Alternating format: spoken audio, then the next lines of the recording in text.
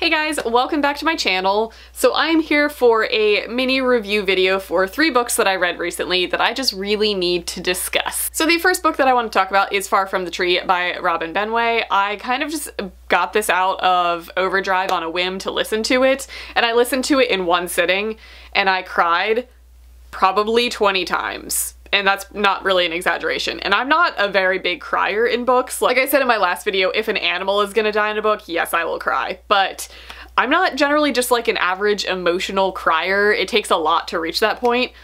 This book hit me so hard and I still don't know why, but I just need to like purge these feelings onto you guys. I just need to. So this is a YA contemporary following 3 different teens who are all siblings and all got adopted out to kind of separate families, and their story of meeting each other for the first time and kind of coming to terms with their own coming of age tale and each other's and learning what it's like to have siblings and to have family. I don't know what it is about this book, but I connected so strongly to all 3 of the characters. It's just written so well, and I can't pinpoint exactly what it is, but I was just instantly attached to all 3 of these characters. We have 2 girls and a boy, and the boy, Joaquin, didn't exactly get adopted into a friendly family. He lived his life in the foster care system and did not really have a great upbringing, but ends up being like this awesome human being and is just like this super cool artist and is just amazing. And then Grace and Maya are the 2 sisters, and Grace actually ends up getting pregnant and giving her baby up for adoption. So I think that's what the emotional struggle was for me. Not that I could in any way relate to this whatsoever. I've never been adopted or been in a situation revolving adoption at all, outside of getting my cat, I guess. That doesn't count.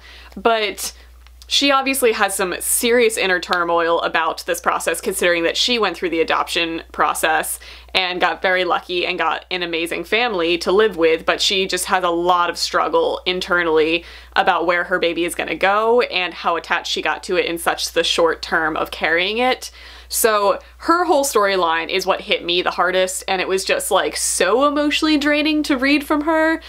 And then we are following Maya, who is the youngest of these 3 siblings, and she is gay and has a sister and also got adopted into a seemingly really good family, but is somewhat dysfunctional and is going through some turmoil in its own. So all 3 of these teens just happen to meet at a very crucial point in their life, and it's just about them sharing about themselves and their past and growing up and finding connections between themselves that they never really even knew that they had. It was just so touching. I gave it 5 stars. I highly recommend it. It's not super long, so if you're looking for a really good, like, tug on your heartstrings type of book, definitely pick this up. It's amazing. Switching gears to a very different type of story, I also read City of Brass by S.A. Chakraborty. This book, I have many feels about this. So this is an adult fantasy story that is a chunker, first of all. Like this is a book. You could beat somebody over the head with this book. This is set in a somewhat historical Cairo in Egypt, and that's where the story starts. That's where we meet our main character named Nari, who is kind of living her life on the streets as like a hustler. She has some healing talent. There's definitely some supernatural elements from the very beginning of the story. She can kind of spot out sickness and heal it. So she uses that to just kind of like hustle the streets and make a living for herself. And in doing that, she somehow managed to call on a djinn. And that's where the story pretty much takes off. She ends up going into like this magical land called Daevabad, which is the city of brass. The city is literally just like brass. And in that city, we kind of start to get involved in the internal politics and government and all of the magical beings that she never really knew existed. It was one of those things where it's what stories are told about, but they don't actually exist in the real world. In Daevabad, there are jinn, there are ifrits. It's just, it's all based on Middle Eastern lore and mythology, and I loved it. I love reading about very different mythology from what you normally see in fairy tale type stories. Oh, it was just done so well. The djinn that she called on is Dara, and he has a past. As they do, you know, because, you know, jinn are like centuries old. So they kind of form a relationship, and I use that term loosely. It's not really platonic, it's not really romantic, it's just a relationship between 2 beings. So the main story is following her and her adventures through this land, but we're also following a second perspective of Ali, who lives in Daevabad, and his whole storyline was a little bit vague. They obviously converge in the middle of the story because they end up meeting in the city, and everything about his backstory obviously comes into play and makes sense, but at the very beginning I did struggle a little bit every time it switched to his perspective because I didn't really care for a long time about his character. So that is the only reason I did not give this 5 stars. I was a little put off by his perspective when it switched over, but like I said, that changes at about halfway through the story, and after that I was like totally hooked, and by the end I can't wait to see what happens to him. So that's like the vaguest description I can give about this book. The writing was just so breathtaking, it's so atmospheric, and I just loved the mythology that was included in this, and I'm not really one for political stories, but if it's done really well and it's explained and developed really well, I'm on board, and this one was. So this is definitely a slower burning fantasy. It's not action-packed, it's a lot of relationship and character development and world and history development.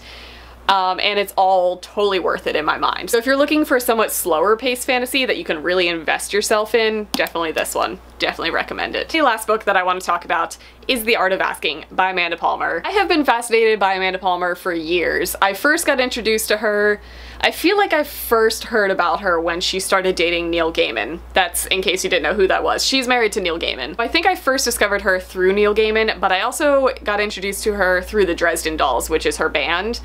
Very unique, very eclectic, loud music, if that's your jam. But this is her story. This is nonfiction, and this is kind of an inspirational, kind of a memoir type story about how she has gone through her life asking for help. And it's her story about how she's trying to get through to people that it's okay to ask for things if you need them. It's not begging, it's not demanding of people. People just need to be able to ask for things when they need it and hope that humankind can provide. So she spent a lot of her younger life making her money through her band and by crowdfunding her band completely. Like when she went on tour, she pretty much just couch surfed her way through her tour, and she would just put out tweets of whoever was in the area if they wanted to swing by to do that. At the same time, she was also a living statue, like a street performer who dressed up as a bride and stood on a street corner and was a statue and got paid to do that and made fairly decent money doing it. And her descriptions of her experience doing that are just so eye-opening about how simple it is to stand there and just have an eye-to-eye connection with a human being without really saying much, without demanding anything, but it's just their gift to you because of what you are providing to them. And maybe it's just 1 second in their very busy day of looking at somebody who is beautiful and contributing to their cause. Every time she went back to describing what it was like briding, my faith in humanity just got restored. And this is just such an uplifting story because she is so uniquely her, and she firmly believes in the good of people. Like, there's very few scenes in this where her concept of human nature was kind of jarred a little bit from like some experience that wasn't super pleasant.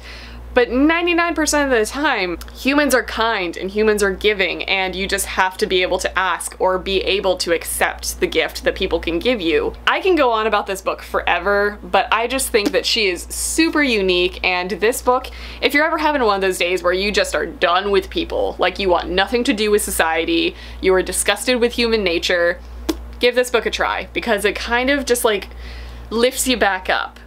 Also, I listened to the audiobook of this, and she has a lot of her music in it, which is really cool because it kind of like adds to the ambience of the story. When she's talking about going on tour and writing this song, you then get to hear the song, which is pretty cool. It's a really good audiobook if you're looking for one. So that's gonna be it. Those are the 3 books that I want to share my thoughts on today. They just happen to be 3 that I've read recently that have really stuck in my mind, and I just really wanted to talk about them. So if any of you have read any of these, let me know because I would love to talk about it with you. Mainly because I don't know that many people who have read any of those, so I need to discuss. So if you've read it, let me know down in the comments. I also will have another review video coming soon because I'm in the process of speed reading through so many books because I have an event that I'm going to this weekend where I'm going to meet a lot of authors.